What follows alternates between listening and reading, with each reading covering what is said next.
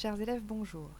Alors, je vous poste une dernière petite vidéo en ce premier jour de vacances. Vacances un peu étranges, je vous l'accorde, mais ceci devrait vous permettre de continuer à travailler sur la séquence qui est en cours. Le premier texte était celui de Montesquieu. Le second, dont je vais vous parler aujourd'hui, c'est un texte de Voltaire, qui est à peu près de la même période. Et ça participe toujours de la séance numéro 2 de la séquence numéro 3 qui s'intitule Vivre en société, participer à la société. Et le texte de Montesquieu, dans un premier temps, et celui de Voltaire désormais, nous permettent d'aborder l'ironie comme une tactique littéraire ou philosophique pour pouvoir prendre parti, donner un avis et pourquoi pas influencer la société de la part d'un écrivain ou d'un philosophe. Et en l'occurrence, Montesquieu et Voltaire sont des écrivains philosophes ou des philosophes écrivains. Alors, avant tout, puisque je fais allusion aux vacances, je voulais vous dire que là, désormais, ça fait donc 3 semaines qu'on travaille un peu différemment, que moi, en tous les cas, je ne vous ai pas vu, que vous m'avez peut-être vu. Je tiens d'ailleurs tout d'abord à féliciter ceux qui font l'effort. Je sais que c'est pas facile de poursuivre en récupérant le travail sur Pronote, en suivant par mail, en faisant les exercices, en me les renvoyant. Ceux qui ont fait le contrôle, qui ont joué le jeu vendredi. Ceux qui ne l'ont pas fait, bon, je vous donne encore jusqu'à demain pour éventuellement me l'envoyer. Sinon, vous avez la fiche de correction dans Pronote. Essayez quand même d'aborder la question des phrases complexes et des subordonnées parce que c'est quand même un gros morceau et vous en aurez besoin quoi qu'il arrive. Donc, en tous les cas, ceux qui ont fait l'effort de suivre un peu, je vous félicite. Ceux qui ne l'ont pas fait, c'est un peu dommage parce qu'on va quand même à un moment donné se retrouver et continuer à travailler. Zinedine, si tu nous entends, voilà, entre autres. Mais pour l'heure, dans ce que je voulais vous dire au sujet de Voltaire, la toute première chose, c'est, comme d'habitude, vous présenter un peu l'auteur et le livre. Alors, le livre, c'est Candide et autres contes. D'accord ? Moi, je vous ai donné un texte reproduit qui est un extrait, c'est cette feuille-là, d'accord ? Qui est l'extrait d'un chapitre de cet ouvrage. Alors, Voltaire, c'est comment dire, une pièce maîtresse, quelqu'un d'extrêmement important dans la littérature en langue française et la philosophie également. Il a écrit une lettre, de nombreuses lettres, et dans une de ces lettres-là, il a écrit « J'écris pour agir ». Donc il nous dit très facilement et très clairement, tout le monde comprend, que pour lui, l'écriture est un moyen d'action, est un moyen de participer à la société. Sujet dont on est en train de parler depuis la séquence précédente, quand on a évoqué Camus.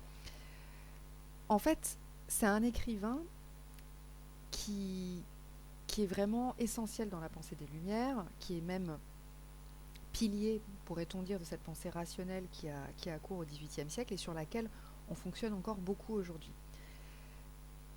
Pour lui, écrire, c'est un moyen d'action à visée politique, individuel et collectif. Et ce qu'il vise essentiellement à faire, c'est dénoncer les excès du pouvoir monarchique. Je vous rappelle que la monarchie, le pouvoir monarchique, c'est le pouvoir qui est dans les mains d'une seule personne, d'accord ? Donc le roi. À l'époque, en plus, c'est cette personne-là dispose du pouvoir de père en fils, et non seulement du pouvoir politique, exécutif, mais du pouvoir religieux également. Donc c'est vraiment la personne la plus importante. Ce que dénonce Voltaire aussi énormément, notamment dans cet ouvrage, mais pas seulement, c'est le fanatisme religieux.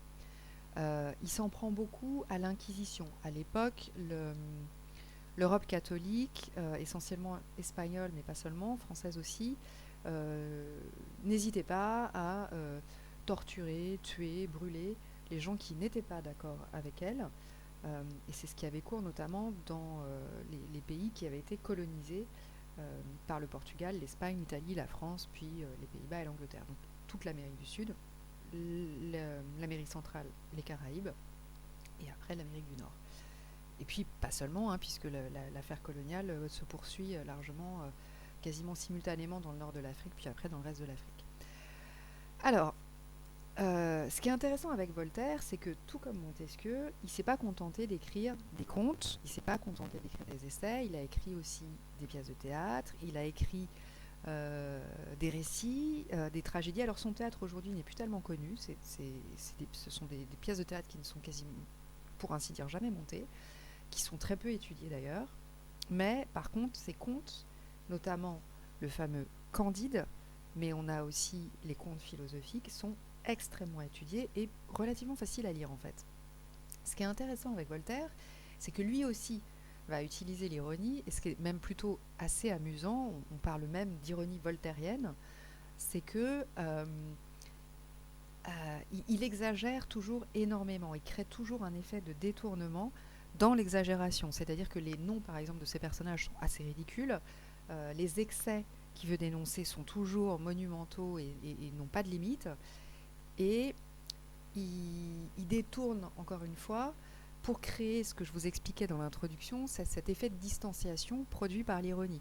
Puisque visant à moquer, visant à utiliser les rires, ça permet un peu de se détacher de l'objet et finalement de le regarder avec surplomb et de se rendre compte qu'effectivement l'exagération dont il est question dans le texte, en fait, c'est probablement l'écho de l'exagération dans la réalité. Donc là, ça marche très très bien avec le pouvoir. Un bon exemple, c'est par exemple un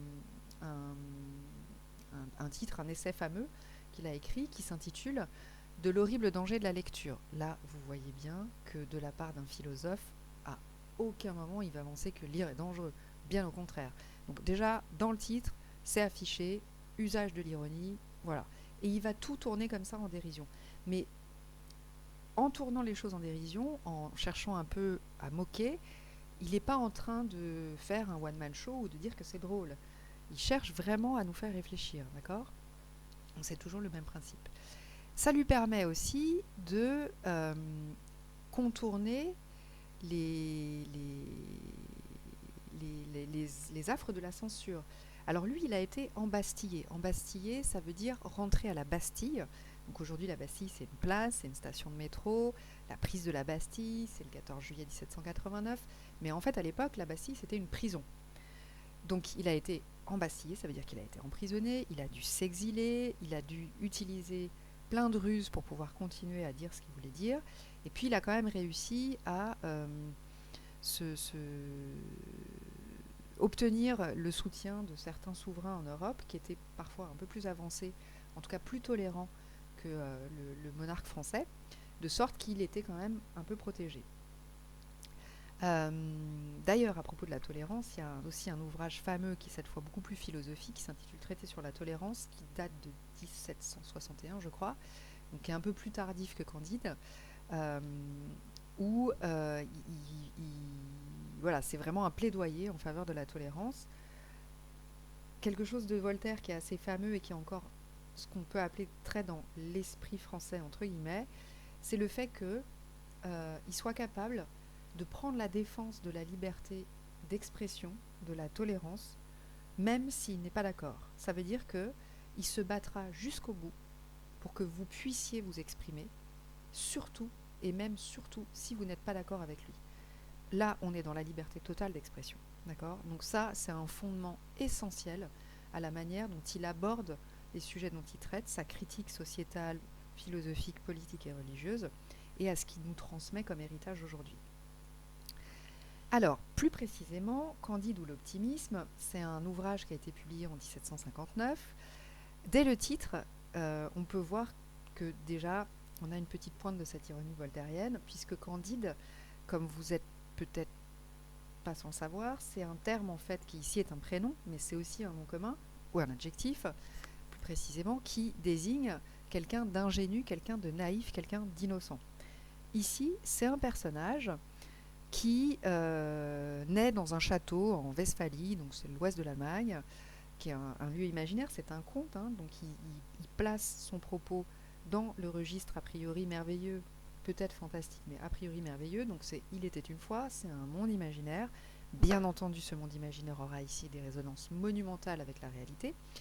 Et donc, Candide voit le jour dans un château dans lequel il est complètement protégé, il a un maître, une sorte de prof rien que pour lui, qui va l'encourager à essayer de tester le système de pensée et les enseignements qu'il lui transmet. Donc ce maître, Pangloss, il s'appelle Pangloss, lui le pousse à mettre son savoir en fait à l'épreuve, donc à aller tester dans le vrai monde si ce qu'il lui a appris tenait la route. D'accord. Donc ça c'est aussi un précepte d'éducation, c'est quelque chose même que je vous encourage à faire, c'est-à-dire de toujours poser la question, de toujours essayer de chercher le point de critique, l'endroit où vous pourriez remettre en question ce qu'on est en train de vous dire. Alors là tout de suite maintenant vous n'êtes pas obligé de le faire, mais vous allez voir qu'en fait c'est comme ça qu'on développe sa liberté de penser, et c'est la chose la plus importante, et c'est surtout quelque chose qu'on ne pourra absolument jamais vous enlever. D'accord. Donc l'esprit critique et la liberté de penser, c'est vraiment des choses très très importantes. Et en principe, si vous êtes bien formé, ça veut dire si vous êtes dans un pris en charge par une éducation efficace, une instruction habile, vous serez à même de procéder à ça. Mais bon, ça c'est une autre question, vous verrez un peu plus tard. Donc, Candide sort de son château et va découvrir le monde. Il lui arrive tout un tas d'aventures, exactement comme dans un conte. C'est notre petit héros qu'on va suivre, et puis il passe des péripéties. Il a des personnes qui viennent l'aider, d'autres qui vont l'empêcher de faire des choses, et il découvre au fur et à mesure le monde. Et c'est ainsi que Voltaire, en fait, remet en question les choses, et précisément le système qu'il veut dénoncer. Alors, je vais m'arrêter là pour cette petite introduction. Je vais vous refaire une seconde vidéo dans laquelle je ne vais pas me lancer dans un commentaire de texte, mais je vais essayer de vous expliquer le sens du texte, donc je vais vous le lire aussi, et puis on va reprendre un petit peu les questions ensemble, surtout pour vous expliquer ce que ces questions cherchaient à vous faire comprendre dans le texte. A tout de suite.